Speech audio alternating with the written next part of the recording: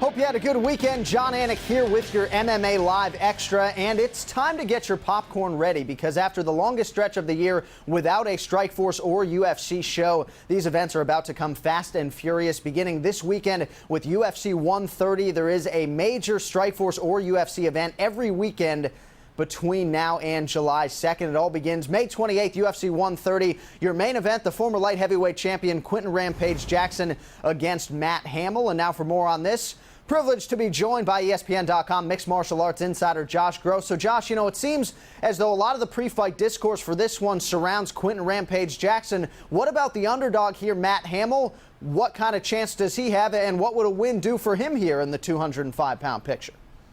Well, a win would certainly put Hamill in part of the discussion in terms of future contenders. Most of that talk is focused on Quentin Jackson, as you mentioned. He's a well-known fighter, has been around for a long time, has held UFC championships. It makes sense to have him in that immediate discussion. But if you look at Rampage, he hasn't been the same fighter since his banner year of 2007. He's 3-2 since that point, could easily be in 2-3 if you look at the Machida result in his last fight. So he has some questions to answer. And against Hamill, he's really going to have to prove that he's in shape. He's willing to work hard for 15 minutes. He can deal with a bigger, stronger wrestler. These are always the things that have plagued Quentin throughout his career. And I don't know that we've seen things in him in recent fights to say, yes, he can handle Matt Hamill with little problem. I think it'll be a competitive fight. All right, I know there's been at least one Hamill prediction from our ESPN MMA staff. Those come your way later this week at ESPN.com. We also hope you will check out our new Moment in Time feature this week. We look back at UFC 71 as Rampage Jackson secures the UFC light heavyweight title in just his second UFC appearance. Josh, before we let you go, I also want to ask you about another fight on the main card at UFC 130, a middleweight clash between Brian Stann and Jorge Santiago, as Stann is charged with welcoming Santiago back to the octagon. What's the forecast for this one?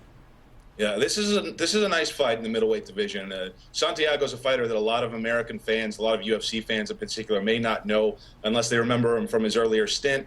He's a different fighter now, very aggressive, not afraid to engage at all. Not maybe a typical jiu-jitsu fighter from what we've seen, although that breed of fighter is disappearing in part because of what Santiago has been able to adapt into his game. He's a good striker now, will stand and trade, very comfortable on all aspects of the ground. Stan, as we know, is very improved, a strong physical fighter, not afraid to throw punches, engage. He can take a shot. I think he's proven that now.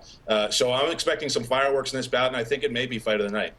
He is ESPN.com MMA insider Josh Gross. And if you want to hear more from him, I know I do, he's got the Gross Point Blank podcast for you every Tuesday at ESPN.com/MMA. And Brian Stann will be a guest this week, so be sure you tune in for that. All right, your co-main event at UFC 130. Pretty big fight in the heavyweight division between two big guys, as you would imagine, the former UFC heavyweight champion Frank Mir and one of the other title hopefuls, Roy Nelson. Now for more on that, we welcome in another ESPN.com MMA insider, Franklin McNeil. So Franklin, Las Vegas having a hard time picking this fight between Mir and Roy Nelson.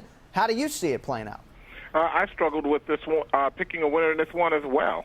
This is a fight that really can go either way. These are two fighters very familiar with each other. They were in a grappling match several years ago. They are very close friends. They know each other. They've trained together. They know each other's tendencies. So it's a tough one to call. All right, Franklin McNeil, we'll see you here in Bristol later this week for MMA Live. We appreciate the time. Okay, you're welcome. All right, so if you want a complete UFC 130 preview, we hope you'll get it back here to ESPN.com and ESPN2 on Friday night for MMA Live. We hit ESPN2 at 11 p.m. Eastern. That is 8 p.m. Pacific. So with that, we appreciate you checking out the MMA Live Extra. Until Friday, enjoy the week.